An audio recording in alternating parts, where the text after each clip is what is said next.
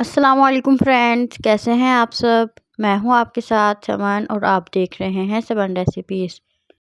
तो फ्रेंड्स, आज मैं आपके साथ शेयर करने जा रही हूं बहुत ही मज़ेदार आलू की चिप्स, या फिर आप इसे चिप्स पकौड़ा भी बोल सकते हैं। ये इतने मज़े की रेसिपी है कि आप इसे रोज़ बनाएंगे और रोज़ खाएंगे। तो चलते हैं रेसिपी की तरफ। बिस्मिल्लाहिर्रहमानिर्रहीम। तो सबसे पहले हम एक बाउल लेंगे।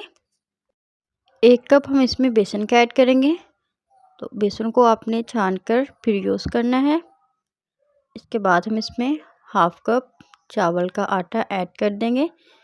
इससे हमारे जो पकोड़े हैं वो बहुत ही क्रिस्पी बनेंगे।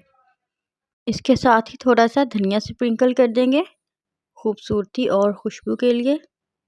अब 1 टेबल स्पून हम इसमें नमक ऐड करेंगे। 1 teaspoon red chilli flakes add करेंगे। 1 टीस्पून ही हम इसमें लाल मिर्च का पाउडर ऐड करेंगे। 1 टीस्पून हल्दी ऐड करेंगे, तो बहुत ही मज़े का कलर आएगा इसके साथ। 1/2 टेबल स्पून हम इसमें वाइट जीरा ऐड कर देंगे। तो वाइट ना हो तो आप दूसरा भी ऐड कर सकते हैं। अब इस मिक्सचर को हम पहले अच्छे से मिक्स कर लेंगे। इसके बाद हम इसमें थोड़ा सा पानी ऐड करके इसका एक अच्छा सा बैटर तैयार कर लेंगे।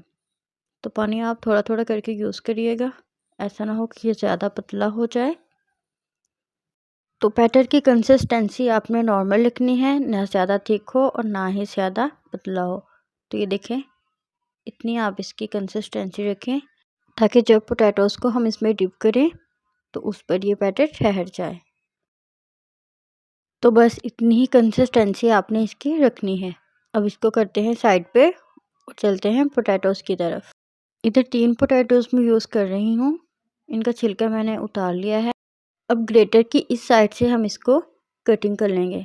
तो इस तरीके से ना बहुत इजीली कटिंग हो जाती है, बिल्कुल बारीक सी और बिल्कुल इक्वल। अगर ना हो तो फिर भी आप इसे नाइफ़ की मदद से बहुत इजीली कट कर सकते हैं। तो बस स्लाइसेस आपने इसके बारीक ही कट करने हैं। तो ये देखिए, इनकी मोटाई आपने बस इतनी ही रखनी है क्योंकि हम इसे चिप्स टाइप बना रहे हैं। तो इनकी मोटाई आपने इतनी ही रखनी है।